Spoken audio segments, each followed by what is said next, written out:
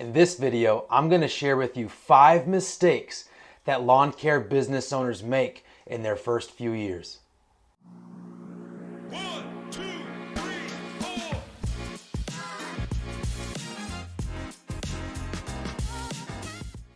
What is going on, everybody? My name is Sam Gustin. If you are new here, I am one of the owners of Troops Mowing, where we are a residential lawn care company here in Hutto, Texas, and we're about to break $1 million in sales in just our 4th-ish year in business. I also do coaching calls for lawn care business owners throughout America that help them scale past the $500,000 per year mark in annual revenue. And today, I'm going to share with you the 5 mistakes that I often see lawn care business owners make in their first few years. The first mistake that I see are business owners not collecting data on their production rates. And I'm going to share this photo to the screen so you can follow along with me. So let's go over a few of our known variables in this example. So we just received a new estimate from a customer. I like to say all my fictitious customer names are Mrs. Jones. So Mrs. Jones has a property of 6,500 square feet. Now, if we have dialed in production rates, we can easily calculate how much our price to that customer will be.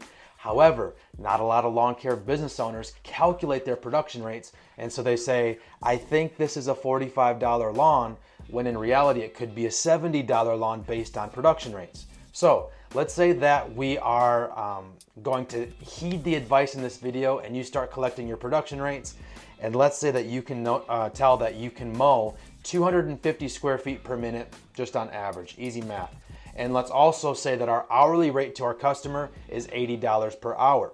So what we can do there with that information is we can say that our estimated time on that property for Mrs. Jones will take 26 minutes for one person to finish that property. How I'm getting that is we're taking 6,500 square feet divided by a production rate, which is 250 square feet per minute. That gets us 26 minutes. And so now, since we have our hourly rate to our customer and we have our estimated time on the property, we can quickly dial in pricing for this customer. And so we can say the price to this customer would be $34.66.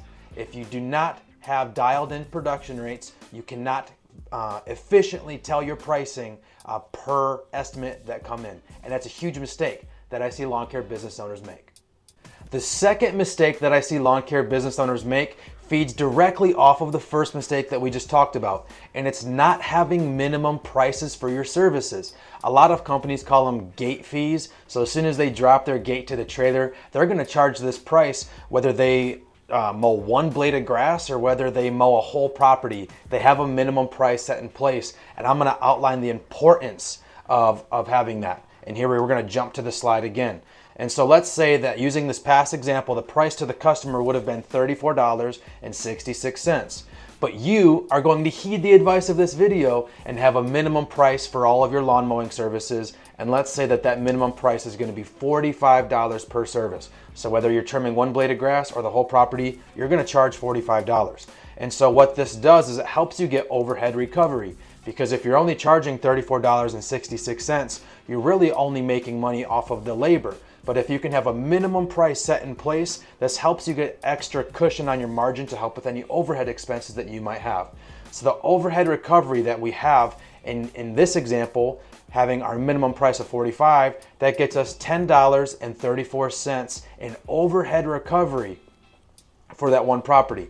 Now I want to kind of let this drill this in and kind of make it more practical and really show you why it is important. So let's assume that you have 100 weekly customers and they all have minimum lawns, meaning they are the price that you get from your production rate is less than your minimum charge, and we would classify that as a minimum lawn. So sticking with this example, if you have 100 weekly customers and you're only charging them your production rate of $34.66 per service, your monthly revenue comes out to roughly $13,864. Now let's imagine that you're going to take this advice and implement some minimums into your company. Now we have those same 100 weekly customers. They're all at our minimum price of $45 per service. Now our monthly revenue is $18,000. So what does this mean? Obviously this means you made more money, but the beautiful part about it is now you've made $4,136 in overhead recovery. The beautiful part about this is there's zero extra work. You still mowed the exact same amount of lawns, the exact same size of lawns. It's just you've only implemented your minimum price instead of just going off of your production rate prices, and you've made an additional $4,000 a month with no extra work. That can go right into your pocket if you have minimal overhead expenses. The third mistake that I see early lawn care business owners make, which ironically feeds right off of the mistake number 2, is having premature overhead expenses. You do not need to have a bunch of fixed costs in your business when you're starting out. Because if we follow like the scale of growth for a lawn care company, solo operators making 100, 150, 200,000 a year in annual revenue can be extremely profitable only if they keep their overhead expenses low. Well, Sam, what is an overhead expense? Hey, I'm glad you asked. So basically, I consider this as like a fixed cost. So to keep it very elementary level, you have fixed costs and variable costs. What a fixed cost is it is a cost whether you turn on a mower or not. A variable cost is a cost only if you're going to be making money. Let's break this down into some examples. A variable cost is like gas and credit card processing fees. You're only going to have to pay for gas if you're using the gas, aka you're on a property making money. You're only going to have to pay for credit card processing fees if you're collecting money via credit cards. You're not going to have to pay a credit card processing fee if you're not doing any work, right? That's why it's variable. Now, a fixed cost is going to be like this office that I'm in with this whole warehouse, is whether I mow a lawn or not, I still have to pay this on a monthly basis.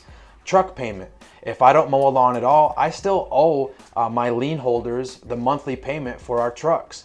And so having elevated fixed costs or overhead costs for your lawn care company too early will help you not grow. Basically, you're not going to be able to implement and develop enough cash in your bank account to facilitate the growth if you want to scale. So keep your overhead expenses low. If you can convert all of your fixed costs into a variable cost, I know it's relatively impossible to do that for all of your expenses, but like labor, using P for P, instead of doing an hourly pay for your employees, you can convert that to a pay for performance, and to some extent that translates that from a fixed cost over to a variable cost, and it helps decrease your overhead expenditure. The fourth mistake that lawn care business owners make is saying yes. Now that kind of sounds counterintuitive, but let me explain. As an early lawn care business owner, we are very eager to just go and fill our pockets and get money and get jobs on a schedule, especially if we have a family to feed or if we have employees that we're trying to take care of. But saying yes can get you into trouble quick. And I'm going to rely on a personal story where I had to learn a valuable lesson, and it cost a lot of time on my end and a lot of money as well. So when I first started off, all I had was a rinky-dinky 21-inch push mower in the back of my Toyota Tacoma, and I had somebody call me and they're like, hey, we just bought an acre of land and we would love for you to come and mow it so that the builders can come and build on it on Monday. And so I said, sure, no problem. I didn't really know what an acre looked like. I know that kind of sounds stupid. I just didn't really know what an acre looked like because I didn't have that experience out on properties. I didn't even know what a 5,000 square foot lot really looked like because I didn't do a whole lot of them. And so I said, yes. I like, does $100 sound good to you? He's like, sounds great. And so I go out there with my 21-inch push mower, residential, like a $300 push mower you get from Lowe's. And I get out there and the grass is like nipple high, and I tried to do like the first pass and it just ain't cutting nothing. I was too early on in my business and too prideful where I couldn't just call the customer and be like, hey, sorry, you got to find somebody else. Granted, I should have just done that and eaten a 1-star review if the customer felt in their heart they needed to do that. But instead, I sat there and I called local lawn care companies that I found on Google, explained the situation, explained the type of mower that we would need on this property to help fix it. And I sat there for 4 hours and weed eated an entire acre, going back and forth like this with a weed eater so that someone else on their mower could help, mow the lawn. I paid that person $280 to come and help me out. And I lost $180 because I received $100 from the customer. And so saying yes can get you into trouble very early. You need to identify who your perfect ideal customer is in terms of property size and in terms of location from your like shop space, because that person was like a 45-minute drive away and it was a nightmare. So don't say yes to everything. You can't be everything to everybody. Be the person you need to be for a very specific segment of your population within your city, and it'll pay dividends in the long run. The fifth and final mistake that lawn care business owners make early on in their company is they are scared to raise prices. Don't be scared to raise prices, because you need to stick with the rate of inflation and cost of living for your area. But also, what I really think the core reason why lawn care business owners, and probably all business owners, are scared to raise prices is because they have a perceived value for their own service. The crazy thing is we are not our best customer, right? Like if I'm gonna charge a customer, let's say $60 to go mow their lawn, me personally, Sam Gustin, would never pay somebody $60 to come mow my lawn because I like mowing my lawn. But there's some people out there that literally hate it. They're allergic. They're too old, too busy. Except whatever the reason is, they're just trying to get that responsibility off of their plate, and they're willing to pay a good price for it. So it's important for you to understand that we are not our customer. You have to get out of that mindset, because if $60 seems high to you, you're going to be too scared to charge $60. But what if all of your entire customer base would be okay with paying $60? You wouldn't know that because you're too scared to raise your prices. So do not be scared to raise your prices. Do what's right for your business. Get that overhead recovery. Learn from all of these mistakes that I have made personally and that I also see from other lawn care business owners within their first few years. What's the saying? Like, a wise person learns from others' mistakes. Take this advice. Implement this into your business. If you have any questions, please feel free to email me in the email below. We love to take on more coaching clients. I can hop on a quick call with you and answer any questions you have. I would love to get to know you and your business a little bit more. So I'm looking forward to seeing that email in my inbox. I hope you guys take care and have an amazing rest of your 2024 season.